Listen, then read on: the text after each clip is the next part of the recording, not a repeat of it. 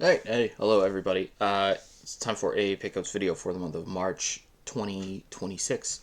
I don't know if I'm gonna really keep doing this. I know I've done that before, and people, a handful of people that do check in with me on these videos were like, oh, why'd you stop doing these, whatever. It's not because I'm you know, in a bad zone or anything like that. I just don't feel like I need to keep buying stuff if I didn't feel like I got enough, quote unquote, to do a video. If I stop, feeling like I have to make a video every month about these are things I bought, look at the things I bought, then I won't spend money on things I don't need because I'm definitely not getting around to play all of them anyway. And today, I only have really 5 things to show you, although one of them pretty obvious. It takes up a big chunk of that financially, and there's just other stuff going on, and also I went to GameStop the other day to see what new things there were and look at the PS5 and Switch 2 sections. And man, I hate modern video games for a lot of stuff. Just every game is slop or a scam, and there's very little in between, or the remakes. And remakes and ports, which I do have here. 2 of these are that.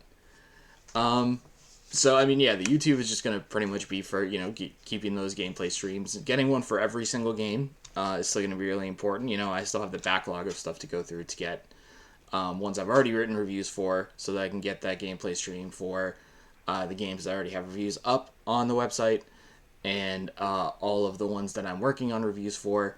You'll see, this week I did a WCW NWO Revenge, did a gameplay stream of that, and I'll be doing that, working on that through the weekend, and that's where a lot of my focus is going to go. And also, buying new stuff makes me feel like there's more stuff I should play than N64, and really all I, like I said, I don't have a lot of new stuff that I really like. It's, we're running out of stuff, of people making things that are new that I want to buy, so I pick up things things like this. I did just buy something that will come in the next 2 weeks or something like that. That's really great. That is the exact type of thing that I do really like. But it's you got to go through specialty companies just to get stuff you really like for video games now. So that's kind of a bummer. That being said, yeah. So it's gonna do this real quick. There's 5, maybe 6 things if you want to talk about the little ROM hack cartridge that somebody gave me on the back. But yeah, a lot of money went into getting one of these, the Analogue Pocket. I thankfully didn't have to go through Analogue for this, not have to deal with that company at all. But I do think this is a tremendous product, just like I think my 3D is a phenomenal product. Let's see if this looks good on the camera at all, if I turn this on at all. It's kind of bright. But yeah, this has been a fantastic thing that's made me actually want to play Game Boy and stuff. I actually, if I bring up this game right here that I did see and feel like, oh, that's really cool, is the thing I really wanted to buy. This, that homebrew community for the Game Boy Color and such. Definitely a game that seemed really up my alley, this one right here, but it got me thinking about the mod Retro Chromatic, which actually is another thing they do sell at GameStop. So both of the things that I just mentioned, the Analogue Pocket, which I have in my hand right here, and the Mod Retro Chromatic, made by companies that I don't really like. The Mod Retro, who also make a new N64 clone. I've got my Analog, and I'm good with that, so I don't really feel obligated to check out the new one from another company when I'm getting a lot of work done. It's kind of, it's not like I'm playing my original 64. I'm literally playing the Analog because it just looks better and is the exact upgrade we needed. The 64 that I have is, a really nice gold one. That's a nice collection piece.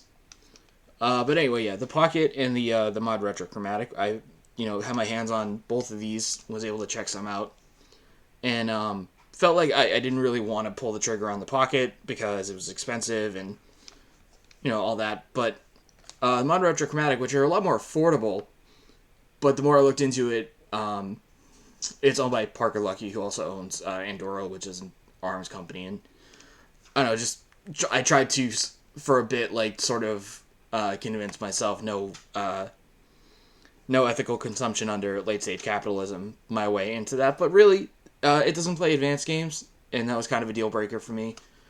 And the Pocket does play advanced games, and despite my poor experiences with them over the 3D, they make tremendous product, and I was able to actually get this secondhand, so I didn't have to give them my money again. So that was pretty cool, and it's just a really nice device. It looks fantastic. Like you couldn't get that really from the camera from me turning it on there, but looks tremendous. Feels great in my hands.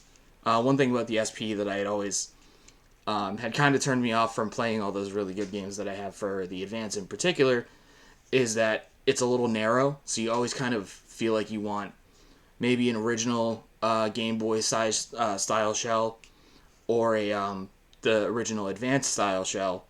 And the SP, just the compact nature of it, and I was kind of put my wrists too close together on it. So I kind of would always get a little bit tired or a little bit not really feeling like playing it for a long stretch of time. And this feels like just the right size right here. Like, this is really good. Screen quality's great. I definitely, if you don't mind dealing with analog, I definitely recommend some of these. Almost pulled the trigger even on wanting to get the Game Gear adapter, and I really trying to talk myself out of that, because that was actually, if I had done that, this would have been like a big Game Gear heavy video, because I would have gone like crazy on a system that has a lot of cheap games that I've never bought for before. But I really, really don't want to do Game Gear shit. I really don't. That's just an unnecessary like collecting phase that I would not forgive myself for. But yeah, I have an Analogue Pocket, and a friend from work actually gave me Pokemon Unbound here, which is really nice ROM hack that I've been enjoying a lot. There's a lot of quality of life improvements, new storyline, across generations. Like, I don't want to get into specifics of it because, it goes for a lot, and also like it goes. You would go into it a lot. The broad strokes are kind of the things that you would say positively about any good Pokemon ROM hack, so it seems kind of vague, but I'm enjoying like the starting area that was sort of an ice focused area. The challenge level, they ask you if you want hard puzzles and or hard battles, or if you want them easier. And I was like, give it to me. Like, this is the one time I'm going to say, give me the hard version. And it's a challenge. It really is a challenge. It's been very tough for me so far. But I'm enjoying it. I like it a lot. Definitely check it out. If you buy one of these cartridges, they'll say, like, this is supposed to be free. Don't pay money for these. He had it and he gave it to me. So I do appreciate that, and that's how I'm playing it on here. But you can play it on your phone emulators, stuff like that. Do what you gotta do. But we did, yeah. So Chantey. So these are from the Chromatic Mod Retro sort of indie community that they grab games that are compatible with Game Boy Color, and they make physical cartridges that they sell through their website and some through GameStop. And this also I got secondhand though, so I didn't give them my money on this. This is Chantey, a pirate metal rhythm adventure. And to me it's got like these big, when I look on the back, it's got big like Link's Awakening vibes of like the world and stuff like that. And then it's a rhythm game. It's rhythm like pirate metal. Like, of course I love Ailstorm and everything, so it just looks really cool. And most of like what people will make nowadays for the Game Boy Color and the homebrew scene for that is so much more like deep and like what you're looking for in a game than what you would get in a lot of the original stuff, which Game Boy original Color, there's a lot of stuff that's just really made like slapdash, not that great stuff. So Advance has it too, but there's a reason I've never gotten super into like Game Boy original and Color. And a lot of that is also because I'm not a big like NES person. I 64 is like early 3D and like really strong 2D stuff is my like wheelhouse. So a lot of the older stuff doesn't appeal to me as much, or I don't have the interest in the sort of gameplay loop of things like that. So when you make like a start to finish adventure game with really interesting mechanics, that's more what I'm looking for. And that's what I'm hoping to get out of this. Got Robocop, the Robocop Rogue City, which I still haven't really gotten to, but I've heard, all the good things about it. And then there is a combo pack for these now, but I already had regular Rogue City. And for like $15, picked up the DLC standalone physical copy, which is unfinished business. So at least from a collection standpoint, I have the full experience across 2 physical copies. That's very cool. And like I said, everything is mostly remakes now. So 2 Switch games, they're both port/remakes, remasters. We have the Mega Man Star Force Legacy Collection, really, really getting into not only the fact that like the Battle Network games, which I have that collection and haven't really cracked into that, and now the continuation of it in the Star Force, which are very hard to find and got really obscure by the end of that series. So this is a very, very convenient collection. But if you look at my Switch collection, I don't even have the regular Mega Mans, like the 1 through 10s, because I have those pretty much everywhere else. I already have like the GameCube one, and I had Mega Man X collection on PS2.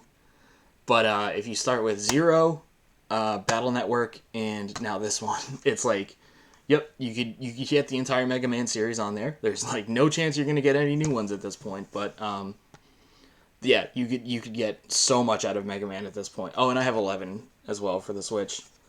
And just hours and hours and hours of potential gameplay from a series that I haven't really got into yet. But yeah, just having access to them is really crazy at this point.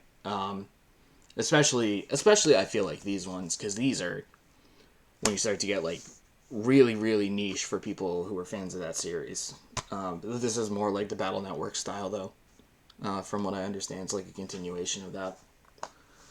And then lastly, shout out to Night Dive once again. The Star Wars Dark Forces remaster, that's the first-person shooter starring Kyle Katarn, which I would have had the PS1 version. But yeah, the physical got released through Limited Runs distro. And actually, it doesn't even say it anywhere on here, so this might not have had to, this was an Atari thing. Atari picked this up for this physical, so that's cool. But that Dark Forces remaster's been around for a while, I believe. So yeah, Night Dive, doing a great job, as always, remastering those Star Wars and those retro first-person shooters. Dark Forces physical that you can get now on the Switch. Hope to see 2. I would have to say, because that's the one that you really have to dig a little deeper for if you don't get it on like GOG. No like console version of that at this point, even from back in the day. But yeah, Jedi Knight 1, Dark Forces 2 / Jedi Knight 1. Would love to see that. So that's it. I don't know if I'm going to do this next month.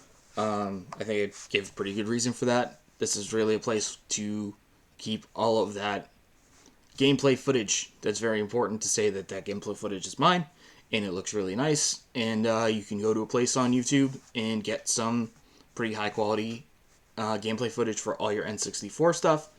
All that stuff gets embedded on ntndo64.com, the website on each respective game review. So getting a little nice cohesive network of links and presence on different websites at this point. That's the most important thing to me. So with that, I will catch you later.